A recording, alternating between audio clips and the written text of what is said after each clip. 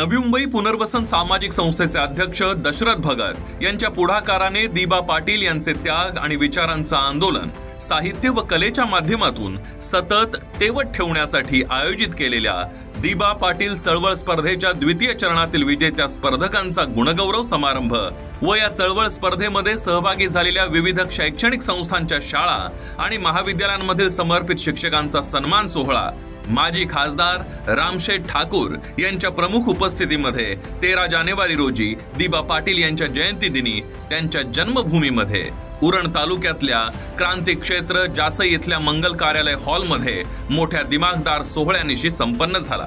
सदर सोहळ्याचं नियोजन जासई गाव ग्रामस्थ व वाशीगाव ग्रामस्थ नवी मुंबई यांच्या संयुक्त विद्यमाने करण्यात आले होते। या गौरव सोहळ्याला आमदार प्रशांत ठाकूर, रायगड काँग्रेस जिल्हाध्यक्ष महेंद्र घरत, कामगार नेते कॉम्रेड भूषण पाटील, दिबा यांचे सुपुत्र अतुल पाटील, शेकाप नेत्या सीमा घरत, राजेश गायकर, क्रांती क्षेत्र जासई ग्रामपंचायत सरपंच संतोष घरत, उपसरपंच माई पाटील, कार्यक्रम समन्वयक सुरेश पाटील, विनोद म्हात्रे, माजी नगरसेविका फशीबाई भगत, वैजयंती भगत, संदीप भगत यांच्यासह नवी मुंबई पुनर्वसन सामाजिक संस्थेचे पदाधिकारी, सदस्य आदी मान्यवर उपस्थित होते।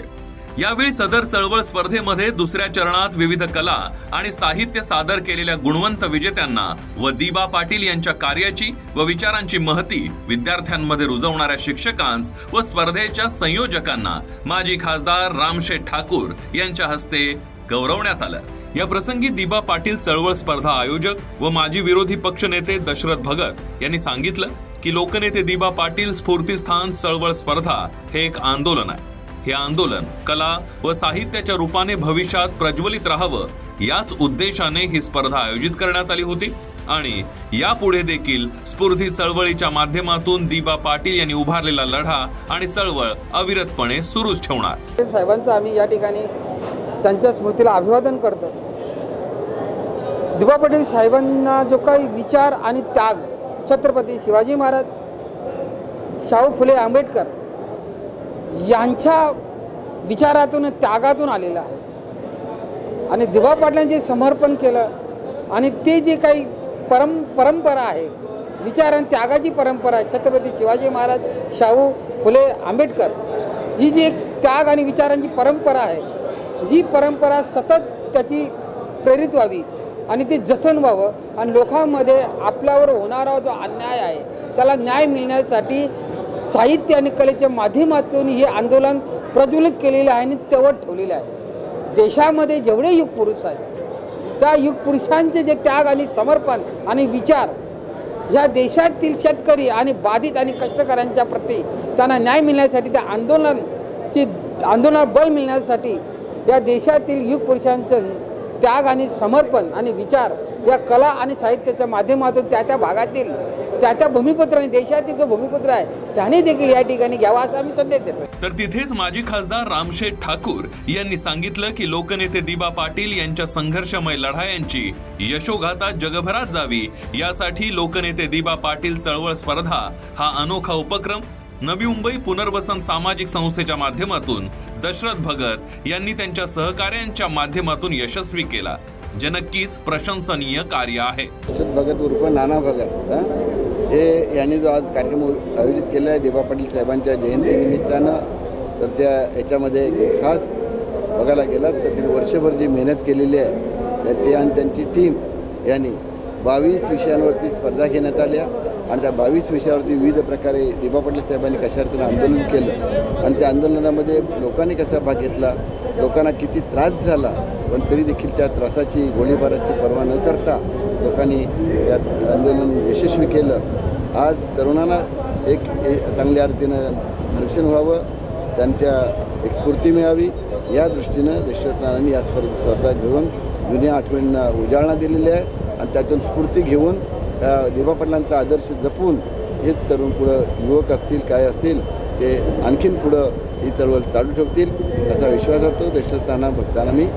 माझ्या मनापासून हार्दिक शुभेच्छा देतो, अभिनंदन त्यांचं। या प्रसंगी प्रसार माध्यमांशी बोलताना मान्यवर व्यक्तींनी आपल्या प्रतिक्रियाही व्यक्त केल्या। हमारे सहयोगी दशरथ भगत जी ने इस कार्यक्रम का आयोजन किया कि जिसके माध्यम से समाज में जो कलाकार है उनको अपनी कला का प्रदर्शन करते हुए दीपा पाटिल जी के प्रति उनके मन में जो श्रद्धा है उस श्रद्धा को प्रकट करने का अवसर दिया, उसके लिए उनको और उनकी सारी टीम को मैं बहुत बहुत धन्यवाद देना चाहता हूँ। और ऐसे कार्यक्रमों के माध्यम से दीपा पाटिल जी नई पीढ़ी तक और तेज़ी से और प्रखरता से पहुंच पाएंगे। इसके लिए उनके इस अभियान में जिन्होंने हिस्सा लिया, ऐसे सारे कलाकारों का भी मैं अभिनंदन करना चाहता हूँ। दशरथ भगत साहब ने जो ये कार्यक्रम हाथ में लिया है, मैं उनका बहुत आभारी हूँ कि उन्होंने जो प्रोग्राम लिया था। हम तो छोटे मोटे कार्यक्रम करते थे, बड़े बड़े भी कार्यक्रम होते, लेकिन इन्होंने जो प्रोग्राम लिया है, जो बच्चों के लिए लिया है खास करके, मैंने आते आते अभी देखा जो कुछ पेंटिंग स्पर्धा थी, राइटिंग स्पर्धा थी, उसमें सिर्फ प्रकल्पग्रस्तों के बेटे नहीं थे, एक दो तो मैंने ऐसे देखे कि उससे कुछ शर्मा करके एक बच्चा था और कोई दूसरे मतलब रादर देन महाराष्ट्र के भी बच्चे उसमें हैं। तो मतलब इसका मतलब ऐसा होता है कि दशरथ भगत साहब, दीपा पाटिल साहब का नाम सिर्फ अपने समाज में सीमित नहीं रखते हुए और लोगों तक पहुंचाना चाहती है। आज बहुत से लोग यहाँ पे ये स्पर्धा में भाग लिए और उन गए 6 महीने पहले और भी उन्होंने एक प्रोग्राम लिया था, वो टाइम में भी बहुत अच्छा प्रोग्राम हुआ था। मैं दशरथ भगत साहब का बार बार शुक्रिया अदा करता हूँ कि उन्होंने दीपा पाटिल साहब के नाम का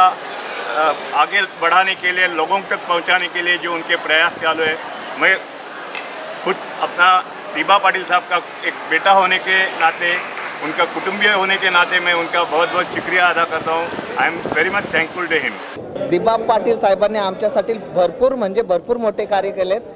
जे कधी विसरता येणार नाही। आणि आम्हाला या व्हिडिओ मार्फतमध्ये आम्हाला काम करण्याची संधी मिळाली आहे, हे आमचे नशीब आहेत। म्हणजे आता याच्यापुढे पण कधी पण स्पर्धा असली ना, त्यात आम्ही नक्की पार्टिसिपेट करू। याच्या आधी पण केलेला, याच्या आधी पण नंबर मिळालेला, आम्ही नंबरची अपेक्षा कधीच केली नव्हती। एक आपल्या दीपा पाटिल साहेबांचं कार्य आहे, ज्यांनी आमच्यासाठी भरपूर मोठे कार्य केले आहे, त्यांचा कुठेही कधीही प्रोग्राम असेल आम्ही नक्की सहभाग घेऊ।